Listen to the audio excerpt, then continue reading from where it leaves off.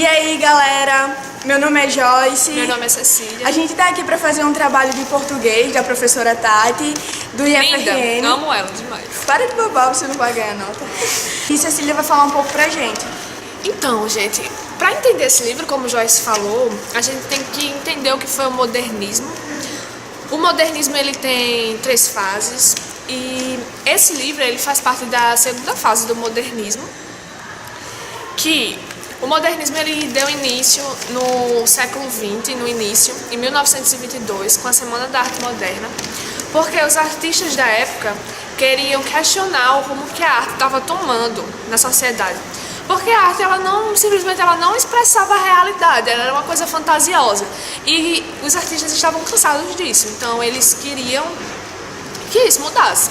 Então aconteceu na Semana da Arte Moderna esse evento com tipo protestos, enfim.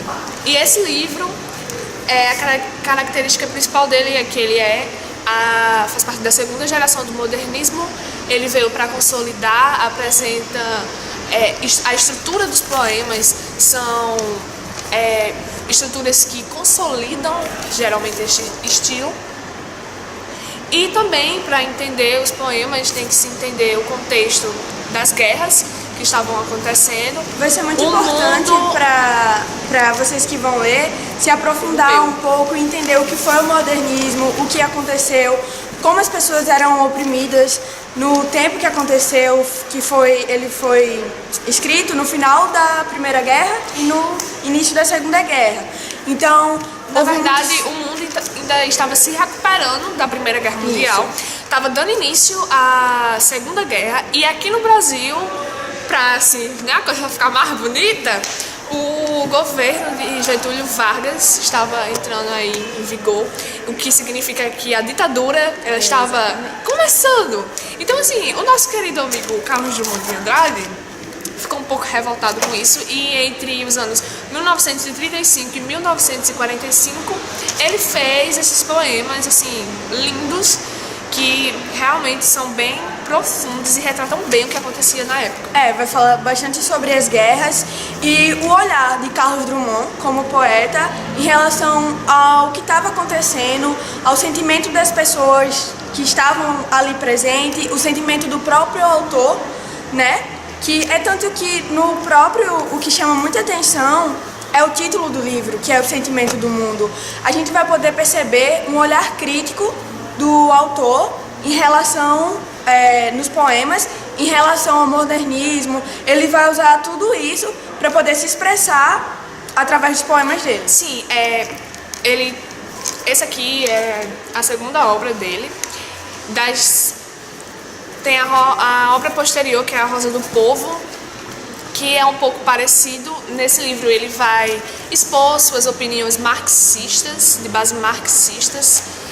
E o interessante é que antes dessa obra dele, ele escrevia uma coisa mais, digamos, da família, do passado. E aqui ele vai expor muito bem suas opiniões políticas. É tanto que O Sentimento do Mundo foi um marco muito grande para vida do autor, né, como escritor, porque ele tinha uma estrutura e aqui não, ele passa a olhar de uma forma geral, porque a estrutura de Carlos Drummond era algo mais fechado, como a Cecília falou, dele falar da família dele como autor. Mas no livro Sentimento do Mundo, a gente vai perceber o olhar dele como autor, não falando dele em si, mas todo o âmbito em que estava acontecendo as guerras. Então, eu vou ler aqui o poema que deu o nome ao livro, né? O 133. Quando a gente lê aqui, tenho apenas 2 mãos e o sentimento do mundo, mas estou cheio de escravos. Quando ele fala que está cheio de escravos, a família de Carlos Drummond, ele tinha, né, escravos, então ele cita aqui. A gente vai ver em vários poemas dele no livro.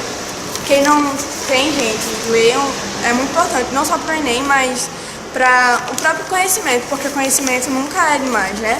E tipo, a gente pode ver, quando ele fala assim, tem só apenas 2 mãos e o sentimento do mundo. Ele está sempre mostrando o olhar pessimista dele em relação ao mundo, a limitação dele. Mas enfim, como eu falei dessa questão do amor, porque uma coisa que me chamou muita atenção era, mesmo ele sendo um poeta modernista, pessimista, que tratava da realidade em meio à guerra, ele também falava do amor, gente, isso é muito interessante. Aqui, ó, Cantiga de Viúva. Gente, esse poema, bem interessante. Então, ele era um poeta, assim, modernista, que falava de amor, então isso é bem interessante. E tem aqui no final que fala assim: sim, quem sabe um dia o compreenderei.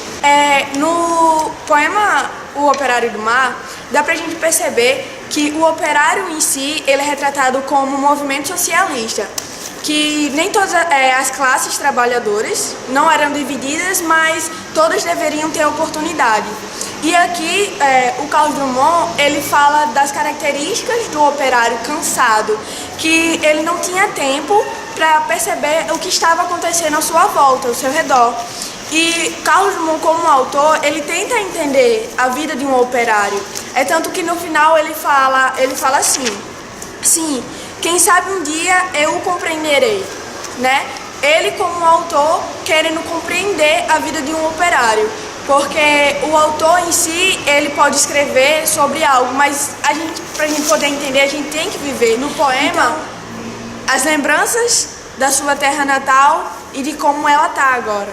E como vai ser o futuro dela, né? Até porque o livro, como mais uma vez eu vou falar, que foi no final da Primeira Guerra Mundial, início da Segunda Guerra Mundial. Exatamente. Ainda tem um negocinho de Getúlio Vargas aí no meio também, pra Pois contar é. tudo. Então, gente, é isso. Eu espero que vocês tenham gostado. A gente falou só um pouquinho sobre o Carlos. A gente citou alguns poemas, mas só pra plantar um pouco de curiosidade em vocês, que vocês possam ler o livro e os poemas. Muito me chamou a atenção quando eu li os poemas dele, a forma dele se expressar, porque ele saiu da caixa, da visão de mundo que ele tinha, e ele passa a retratar de uma forma diferente. Eu consigo ver ele como autor, não só expressar o que ele acha, o que ele acredita, mas ele como uma nova pessoa de querer entender o que estava acontecendo, de falar sobre e retratar o que estava acontecendo naquela época, e até mesmo das pessoas, como elas estavam se sentindo. Eu acho que se eu fosse um escritor, eu não trocaria o título desse livro, porque quando ele fala do sentimento do mundo, eu acredito que ele conseguiu tratar sobre isso muito bem. Para com isso. Tô mostrando o livro, vá, continue falando. Eu acredito que ele conseguiu retratar muito bem, passar isso nos poemas dele.